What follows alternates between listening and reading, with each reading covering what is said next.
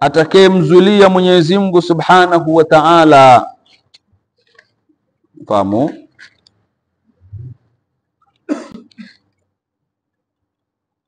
Au kadhaba, amemzulia Mwenyezi Mungu urongo, sio? Wa man adlamu mimman iftara ala Allahi kadhiban. Na ni nani dhalimu zaidi kumshinda yule ambaye amemzulia Mwenyezi Mungu urongo? Hakuna dhalimu kama huyo. Huyo ndo dhalimu zaidi. Au kadhaba biayati, au akakadhibisha aya zake Mwenyezi Mungu Subhanahu wa Ta'ala. Sawa? Huo ni udhalimu zaidi. Huo ni udhalimu zaidi.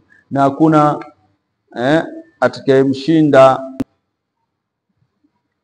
kwa udhalimu huyo ambaye anemzulia Mwenyezi Mungu Subhanahu wa Ta'ala urongo, au yule atakayezikadhibisha aya zake Mwenyezi Mungu Subhanahu wa Ta'ala.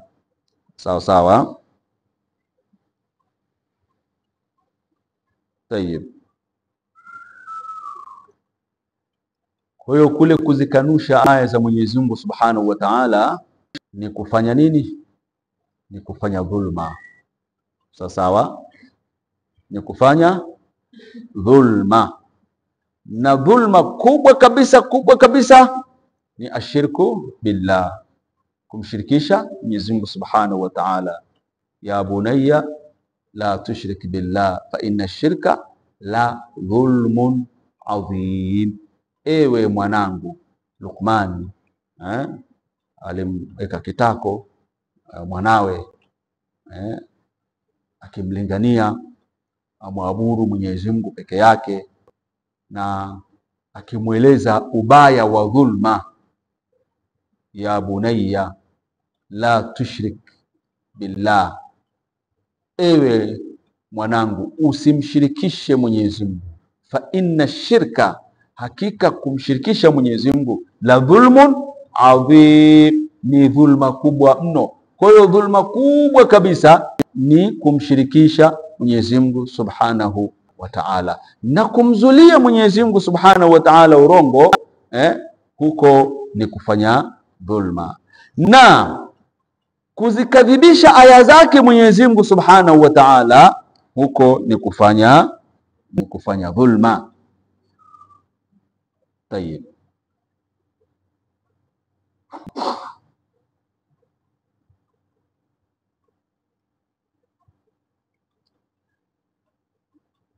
Kuzikadhibisha aya za Mwenyezi Mungu Subhanahu wa Ta'ala ni kama kuikadhibisha Qur'ani, au kuikadhibisha miujiza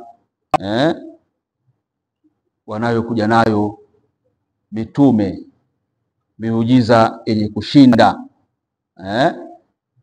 Badala ya kuamini, wao wakasema ni uchawi. Wakiletea muujiza ili waamini, wao hawaamini, na badali yake wanasema ni uchawi. Kufanya hivyo ni dhulma. Huko ni kuzidhulumu nafsi. Tayeb. Innahu la yuflihu adh-dhalimun. Innahu, hakika mambo yalivyo, la yuflihu adh-dhalimun, hawafanikiwi madhalim. Madhalim watakuwa ni kina nani?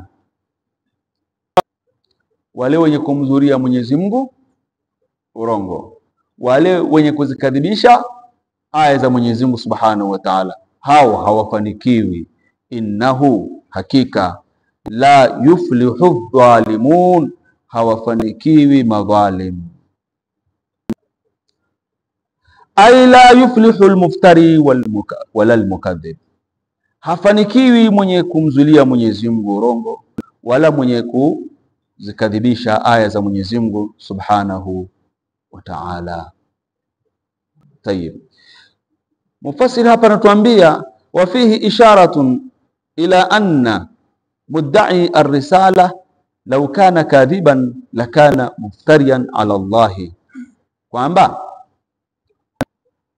hapa pana ishara, ndani yake pana ishara, yule mwenye kudai utume kuwa amepewa utume, lau kana kadhiban, lau angelikuwa ni mrongo, lakana muftariyan ala Allah, angelikuwa ni mwenye kumzulia Mwenyezi Mungu urongo. Sasa mtume sallallahu alaihi wasallama, yeye ni mtume, kapewa utume kule kuwatangazia watu kwamba ana Rasulullah, mimi ni mtume wa Mwenyezi Mungu. Yeye hayuko katika kuzua urongo, maana kama hakupewa utume na Mwenyezi Mungu atakuwa anamzulia nani? Anamzulia Mwenyezi Mungu urongo. Sawa? Na kama hivyo ndivyo, yani kama angelikuwa mrongo asingelipata miujiza. Miujiza anapewa muujiza, mtume anapewa muujiza na Mwenyezi Mungu, sawa, anawezeshwa kupewa muujiza kwa sababu ni mtume wa Mwenyezi Mungu. Hakuna mwingine ambaye anayeweza kupewa muujiza, hakuna, ila ni mitume. Kwa ajili ya nini? Kuthibitisha juu ya utume wao. Kwa hiyo wanaoweza kutoa miujiza hao ni mitume wa Mwenyezi Mungu, na miujiza wanapewa na Mwenyezi Mungu ili kuthibitisha utume wao. Sawa sawa. Kwa hiyo hakuna mtu anayeweza kutoa miujiza au kuleta miujiza, hakuna. Anayepewa muujiza nani? Mtume. Sawa sawa. Nyingine ni mazingaumbwe tu. Naam.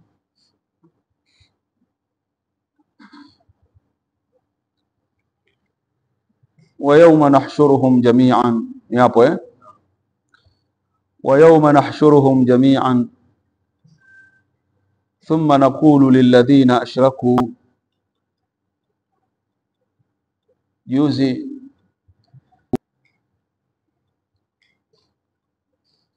tulipoyapitia maneno ya Mwenyezi Mungu Subhanahu wa Ta'ala yasemayo kwamba Mwenyezi Mungu as-Sami'u al-Alim, Mwenyezi Mungu ni mwenye kusikia, Mwenyezi Mungu ni mjuzi.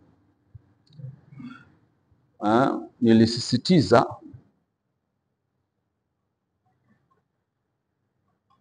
tuwe na hudhur,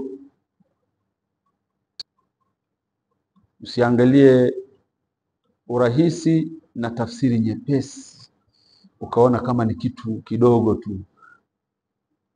Mwenyezi Mungu ni mwenye kusikia, Mwenyezi Mungu ni mjuzi. Hii ni Qur'ani, hii ni Qur'ani.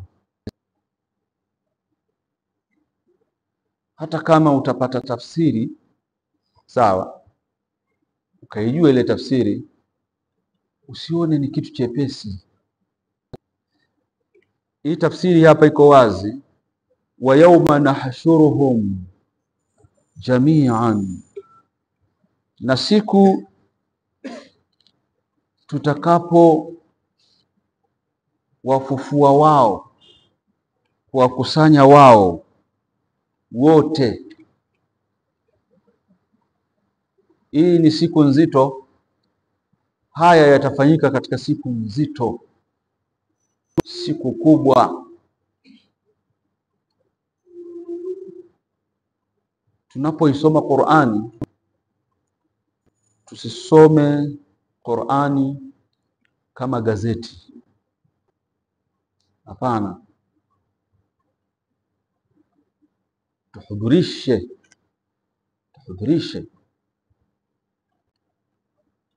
kwamba haya ni maneno ya Mwenyezi Mungu Subhanahu wa Ta'ala, lakini kinachozungumzwa hapa ni siku nzito, yauma yaqumu nasu.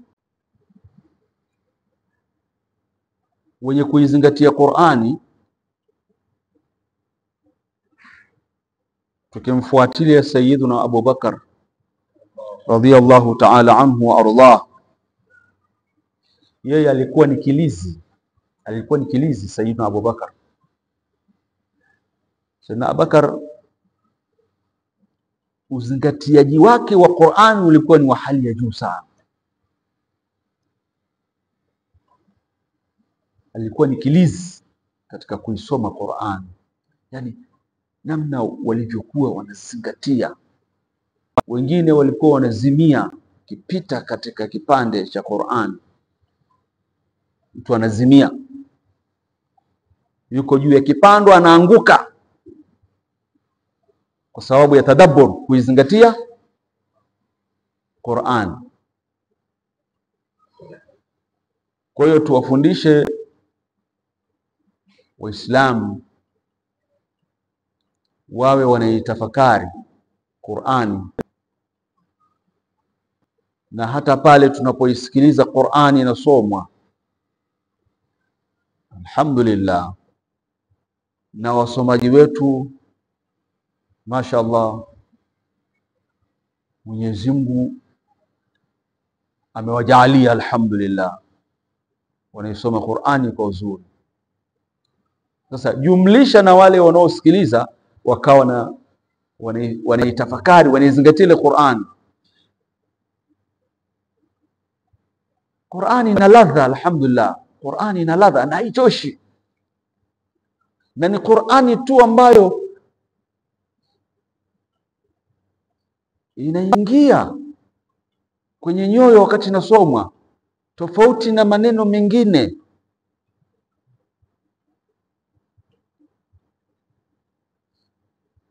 Haya yanayozungumza kwamba tukipita kwenye kipande cha Qur'ani unaona wa yauma, nasoma lugha ya Kiarabu alhamdulillah, kitu rahisi tu, wa yauma nahshuruhum. Hii ni Qur'ani hii, sawa? Uisome kwa kuzingatia wa yauma nahshuruhum jami'an, alafu nenda itafute Qur'ani inazungumziaje siku ya kiyama itakuwaje. Wa yauma nahshuruhum jami'an, na siku tutakapo wafufua wao wote, siku tutakapo wakusanya wao wote. Mungu anasema baada ya kuwakusanya wote, thumma naqulu lilladhina ashraku, thumma naqulu lilladhina ashraku, kisha tuseme kuambia wale waliomshirikisha Mwenyezi Mungu Subhanahu wa Ta'ala. Hapa maana yake ai udhkur, kumbuka. Mufassir anatupitisha hapo, ai udhkur, kumbuka, yauma nahshuruhum jami'an, siku tutakapo wakusanya wao wote, lilhisabi, kwa ajili ya hesabu, kwa ajili ya kuhesabiwa matendo yao. Wanaqulu lahum ala ruusil ashhad, na tuwaambie wao wale waliomshirikisha Mwenyezi Mungu ala ruusil ashhad, juu ya vichwa vya wenye kushuhudilia. Manake katika mkusanyiko wa watu wote, halafu waambiwe wale waliomshirikisha Mwenyezi Mungu Subhanahu wa Ta'ala, waulizwe aina shurakaukum, aina shurakaukum, wako wapi shurakaukum, wale washirika wenu ambao mliokuwa mkinishirikisha mimi katika ibada, leo hii wako wapi? Yako wapi yale masanamu yenu mliokuwa mkiabudu na mkidai kwamba mnajikurubisha kwa Mwenyezi Mungu, kwamba eti hamuyaabudu, mnachokifanya ni nyinyi kuyataka haya masanamu ya wakurubisha zaidi kwa Mwenyezi Mungu.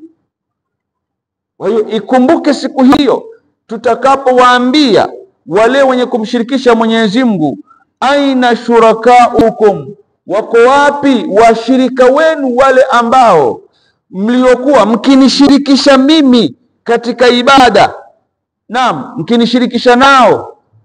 Wako wapi leo? Alladhina kuntum tazumun, ambao nyinyi mlikuwa mkidai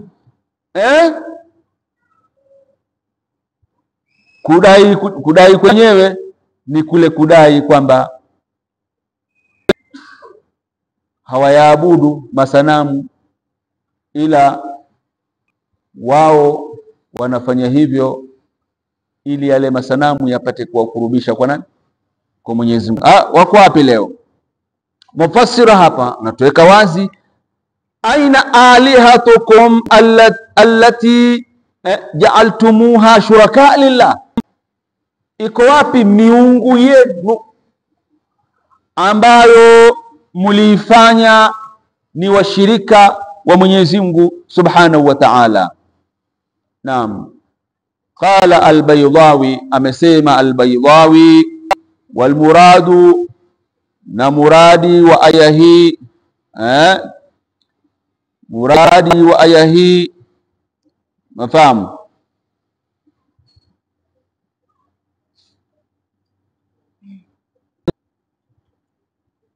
katika kule kusema tazumun, maana yake tazumunahum ndio muradi wake. Alladhina kuntum tazumun, ambao mlikuwa mkidai. Al-Baydawi anasema muradi ni kwamba ay tazumunahum aliha, mlikuwa mkidai ni miungu wa shuraka na ni washirika maa Allahi, pamoja na Mwenyezi Mungu. Sawa sawa. Naam. Qala Ibn Abbas, amesema Ibn Abbas, kila neno zaama linalopatikana kwenye Qur'ani, fil Qur'ani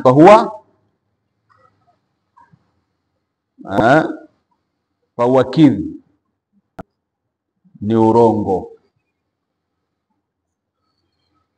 Haya, wakishaulizwa swali kama hili watajibu nini? Thumma lam takun fitnatuhum, ndo hapo.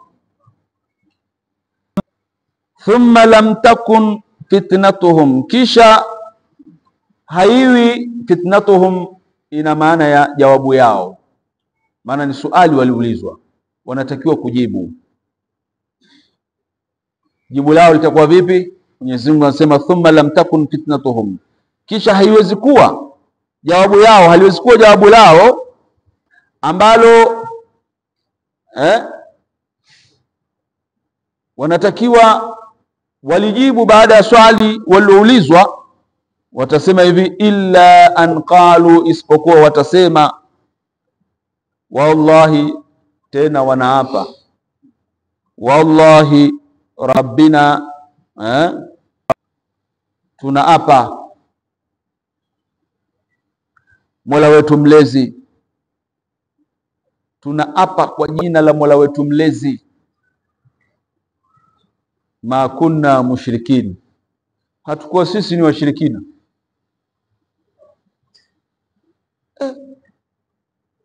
Kwa nini waseme hivi na wao walikuwa ni washirikina? Mufassir anatuambia aqsamu kadhibina biqaulihim, wataapa hali ya kusema urongo, yani katika kiapo chao hicho wanaapa uongo. Wenyewe ni washirikina na wanaulizwa swali limeelekezwa kwao ambao wao ni washirikina. Majibu yao wanasema wallahi rabbina ma kunna mushrikin. Qalu, watasema wallahi tunaapa kwa Mwenyezi Mungu, rabbina, Mola wetu mlezi, ma kunna mushrikin, hatukuwa ni wenye kushirikisha, hatukuwa ni wenye kumshirikisha Mwenyezi Mungu. Ay aqsamu kadhibina biqaulihim wallahi ya rabbana ma kunna mushrikin, ewe Mola wetu hatukuwa sisi ni washirikina.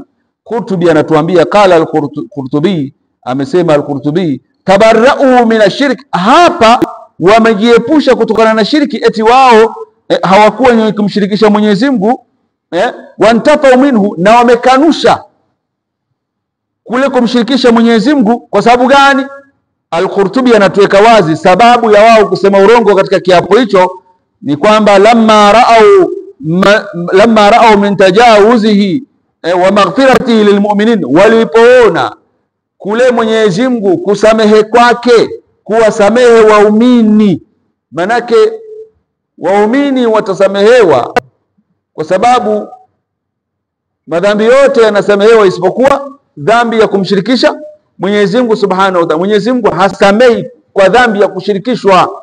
Kwa hiyo watu watakuwa wakisamehewa madhambi yao, na hawa washirikina wataona namna ambavyo Mwenyezi Mungu anavyowasamehe madhambi waumini, sawa, kwa sababu hawana dhambi ya kumshirikisha Mwenyezi Mungu. Ili sasa na wao wasamehewe, eti wanatoa kiapo cha urongo kwamba wao hawakuwa ni washirikina ili eti na wao wasamehewe. Wameelewa kwamba dhambi ambayo haisamehewi ni dhambi ya kumshirikisha Mwenyezi Mungu. Kwa hiyo wanapoulizwa, tuambieni wako wapi wale mliokuwa mkiwashirikisha katika ibada, wanaapa kiapo cha urongo washirikina. Wallahi rabbina, tunaapa kwa Mwenyezi Mungu Mola wetu mleze, ma kunna mushrikin, si mbona hatukuwa washirikina. Tusemeni hivi kwa sababu wale wanasamehewa kwa sababu sio washirikina, sisi hatutasamehewa kwa sababu ya nini? Ya shiriki. Kwa hiyo tuape hasa kwa sisi washirikina. Wallahi sisi washirikina, hatukuwa washirikina sisi. Qala Ibn Abbas, amesema Ibn Abbas, yaghfiru Allahu li ahli al-ikhlas, Mwenyezi Mungu atawasamehe watu wa ikhlasi, dhunubahum, watawasamehe madhambi yao. Fa idha ra'a al-mushrikuna, washirikina watakapoona dhalika, ilo la waumini kusamehewa madhambi yao, qalu, na wenyewe watasema qalu, watasema ta'alau, njooni, naqulu, tuseme, inna kunna ahla dhunub, sisi tulikuwa watu wa madhambi, wa kufanya madhambi, walam nakun mushrikina, wala hatukuwa ni washirikina, ni madhambi tu tulikuwa tunafanya, lakini hatukuwa washirikina. Siku hiyo ni siku nzito, mashahidi wako wengi, Mwenyezi Mungu ana mashahidi wengi. Midomo yao itafungwa, unafahamu, na mikono yao itatamkishwa, itatamka, na miguu yao pia. Ni siku ambayo midomo itatoa ushahidi. Ushahidi kwa mtu mwenyewe, mtu mdomo wake ndio utamtolea ushahidi. Mtu mkono wake, mikono yake ndio itamtolea ushahidi. Utakuwa pale. Mtu miguu yake ndio itakuwa inazungumza, inatoa ushahidi, ilikuwa inakwenda wapi. Mikono itasema ilikuwa inafanya nini. Mdomo huu ulikuwa unautumia wewe kusema, siku hiyo mdomo utakusemea wewe namna ulivyokuwa mshirikina na maneno ulivyokuwa ukiyasema. Kwa hiyo mashahidi watakuwa wengi wakitoa ushahidi bima kanu yaksibun, kwa yale ambayo waliokuwa wakiyachuma, yani madhambi ambayo walikuwa wakiyafanya. Undur kaifa kadhabu ala anfusihim, tazama, angalia, kaifa kadhabu, undur kaifa kadhabu ala anfusihim, tazama, angalia namna gani walivyosema urongo juu ya nafsi zao. Ay undur ya Muhammad, angalia ya Muhammad, kaifa kadhabu ala anfusihim binafi al-ishrak, namna gani walivyosema urongo, kusemea urongo nafsi zao kwa kukanusha shirki, kwamba hawakuwa wanamshirikisha Mwenyezi Mungu. Tena amama alamil ghuyub, mbele ya Mwenyezi Mungu mjuzi wa mambo ya mbali. Shirki ni mbaya na washirikina ni watu hatari. Hapa duniani wamshirikishe Mwenyezi Mungu, kesho kwa Mwenyezi Mungu waende wakaape mbele ya Mungu anayejua mambo ya ndani ya nje. Shirki ni mbaya, ni mbaya hapa duniani, ni mbaya mpaka mbele ya Mwenyezi Mungu Subhanahu. Unaenda kusema uongo mbele ya Mwenyezi Mungu. Mwanadamu hatari, mwanadamu anayemweza Mwenyezi Mungu peke yake. Hivi leo watu wanaenda kusema urongo mbele ya Mwenyezi Mungu Subhanahu wa Ta'ala, amama alamil ghuyub. Wewe hata kusema urongo mangapi? anamsemea urongo aliyemuumba, anayesimamia maisha yake, anayemfuatilia na mkagua. Mwenyezi Mungu atuhifadhi. Wadalla anhum ma kanu yaftarun, na yamepotea, yako mbali kabisa na wao, ma kanu yaftarun, yale waliokuwa wakiyazua. Hakuna lolote litakalowasaidia, ule uzushi wao na yote yatakuwa yako mbali na wao. Wadalla anhum, na yamepotea, yamekuwa yako mbali na wao, yameepukana na wao, makanu, yale ambayo walikuwa yaftarun, wakiyazua. Manake yatakuwa yamebatulika yale ambayo wao walidhania kwamba yatakuwa kwao ni msaada, na ile miungu itakuwa ni yenye kuwaombea wao. Sawa sawa, kila kitu kitakuwa kimepotea. Wale ambao walikuwa wakiwategemea hawapo. Hapa ndio mahala ambapo tumekusudia kwa siku ya leo tukomee hapa, katika mazungumzo ambayo nimekuwa nikiyaingiza humo ndani. Nikazie mwishoni hapa, Qur'ani tuiheshimishe katika kuibeba, katika kuiweka. Tukitaka kusoma Qur'ani, si vibaya kuisoma Qur'ani bila ya udhu, lakini kwa mazungumzo haya ni vizuri zaidi, kwa kuwa umekusudia kuisoma Qur'ani maneno ya Mwenyezi Mungu, tawadha, usome Qur'ani ukiwa na udhu. Mahala ambapo umepaandaa, paangalie vizuri. Ulipopaandaa kwa ajili ya kusoma Qur'ani, paangalie vizuri. Soma Qur'ani, leta zile adabu, elekea qibla wakati unasoma Qur'ani, hudhurisha moyo wako wakati unasoma Qur'ani, kuwa na tafakur, ingiza mazingatio, tadabbur wakati unaisoma Qur'ani, ili Qur'ani hii ikunyanyue. Qur'ani ikunyanyue. Qur'ani inawanyanyua watu na inawabwaga watu. Qur'ani inawateremsha watu. Kwa hiyo ukiheshimisha Qur'ani, ukitendea haki Qur'ani itakunyanyua, na Qur'ani hii itakwenda kumwombea mwenye kuisomea Qur'ani, mwenye kuisoma Qur'ani. Qur'ani itakuwa ni muombezi. Ule muda uliotumia, pengine ni usiku, umejinyima kulala, Qur'ani itakwenda kukuombea mbele ya Mwenyezi Mungu Subhanahu wa Ta'ala. Kwa hiyo haya ndio mambo ambayo nilikuwa nikiyahimiza, lakini pia katika kuisoma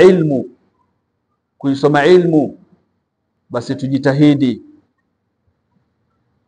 Na wanafunzi ni wanafunzi, idha kunta fi shay'in fakun fi, usidharau lolote mwanafunzi unaloelekezwa na mwalimu wako katika safari ya ilmu. Tawadha, shika udhu kwa ajili ya kuingia darasani, kwa ajili ya kufanya mutalaa, kwa sababu al-ilmu nurun. Ilmu ni nini? Ilmu ni nur. Hivyo hivyo tunataka kusoma hadithi za Mtume Muhammad sallallahu alayhi wasallam. Tunaambiwa, nimemsahau ni nani, mfuatilieni mtamjua. Na siku hizi mitandao inaelimisha sana. Yupo mmoja katika watu wakubwa sana, katika siku ya kusoma hadithi za Mtume Muhammad sallallahu alayhi wasallam, basi katika eneo lile panatiwa harufu nzuri. Sawa, harufu nzuri, mafahamu, kwa sababu ya kujiandaa kuwe kuna harufu nzuri katika eneo kama lile, sababu kuna somwa hadithi za nani?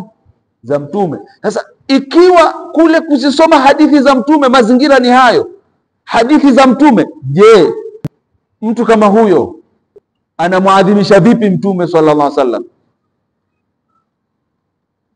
anamheshimu vipi Mtume sallallahu alaihi wasallam ikiwa maneno yake anayatengenezea mazingira ya namna hiyo? Narudia kusema tena, haya ni maneno ya Mwenyezi Mungu. Kama ni maneno ya Mwenyezi Mungu, basi tumuadhimishe Mwenyezi Mungu Subhanahu wa Ta'ala. Mwenyezi Mungu atujalie tuwe ni miongoni mwa watu wenye kusikiliza maneno na wakawa ni wenye kuyafuatia yale yenye uongofu zaidi. Na Mwenyezi Mungu atuongoze kwa Qur'ani. Mwenyezi Mungu atutengenezee mambo yetu kwa Qur'ani. La ilaha illa Allahul Azimul Halim. La ilaha illa Allahu Rabbul Arshil Azim. La ilaha illa Allahu Rabbus Samawati Rabbul Ardi Rabbul Arshil Karim. لا إله إلا الله العظيم الحليم. لا إله إلا الله رب العرش العظيم. لا إله إلا الله رب السماوات رب الأرض رب العرش الكريم. يتصمي بعدين. لا إله إلا الله العظيم الحليم. لا إله إلا الله رب العرش العظيم. لا إله إلا الله رب السماوات ورب الأرض رب العرش الكريم. لا إله إلا الله العظيم الحليم. لا إله إلا الله رب العرش العظيم. لا إله إلا الله رب السماوات ورب الأرض رب العرش الكريم. على محمد. اللهم صل على محمد. يا رب صل عليه وسلم. وسيلة اللهم صل على محمد. بالفضيلة اللهم صل على محمد. للصحابة اللهم صل على محمد. والدينا اللهم صل على محمد. لا جميعا اللهم صل على محمد. لا مسلم اللهم صل على شهادة اللهم صل على محمد. بالسعادة اللهم صل على محمد. لا مودي اللهم صل على واصلح كل مصلح اللهم صل على محمد. دعانا اللهم صل على محمد. تقطع رجانا اللهم صل على محمد. وأمانك اللهم صل على محمد. جنانك اللهم صل على محمد.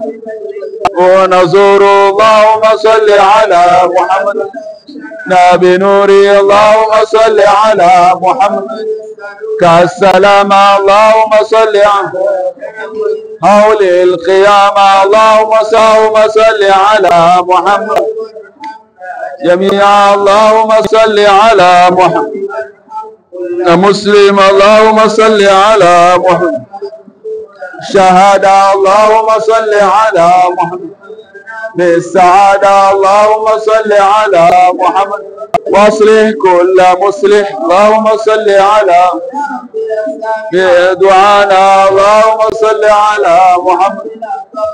رجانا اللهم صل على محمد.